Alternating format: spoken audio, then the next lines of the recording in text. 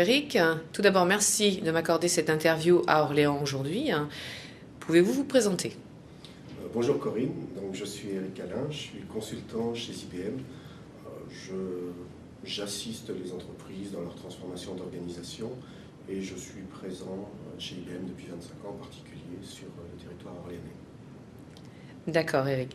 Daniel Jaffray, l'ancien PDG d'IBM, a fait une intervention très remarquée lors du lancement du pôle d'excellence dédié à l'innovation par les services, le pôle NECOE, le 22 septembre dernier. Et comment pouvez-vous nous expliquer cette implication si forte de Daniel Jaffray?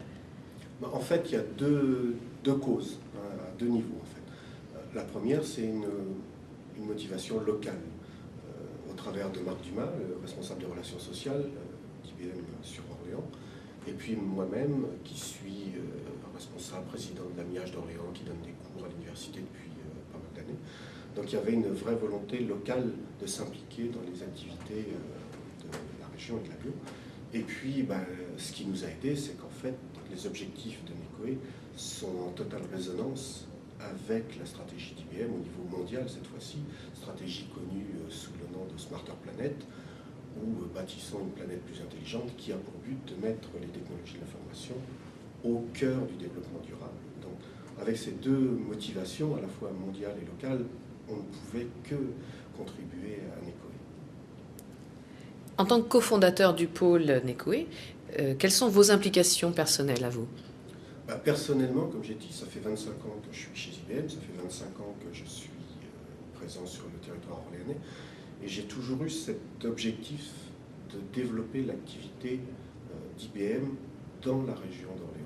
Ça n'a pas toujours été simple, mais en fait, j'ai un petit peu le sentiment que c'est le résultat de cette volonté que j'ai depuis 25 ans, qui finalement, à un moment donné, trouve sa concrétisation à la fois par la convergence de stratégie d'IBM et puis par la création du pôle.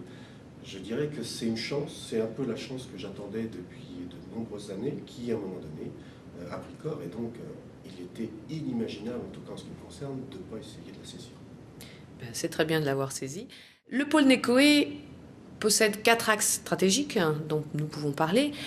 Comment vous vous sentez impliqué à travers tous les projets qui sont à venir? Les axes, effectivement, il y a 4 thèmes, il y a 4 axes sur lesquels se développe NECOE, mais en fait, derrière tout ça, il y a un objectif, il y a un sujet majeur qui est l'emploi. On sait que la région, même si elle est moins sinistrée que d'autres régions de France, en particulier dans le département, on est dans une période où l'emploi industriel se détruit à une grande vitesse et les perspectives à court et moyen terme sont très mauvaises. Donc il faut absolument trouver quelque chose, un relais pour maintenir l'emploi, développer l'emploi dans les prochaines années, voire prochaines décennies.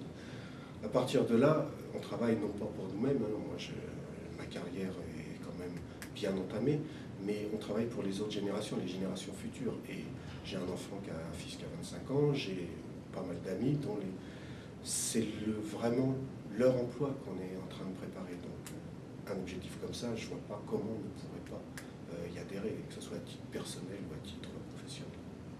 Merci beaucoup de nous avoir accordé quelques minutes pour cette interview pour NECOE TV, et à bientôt. Merci, à bientôt.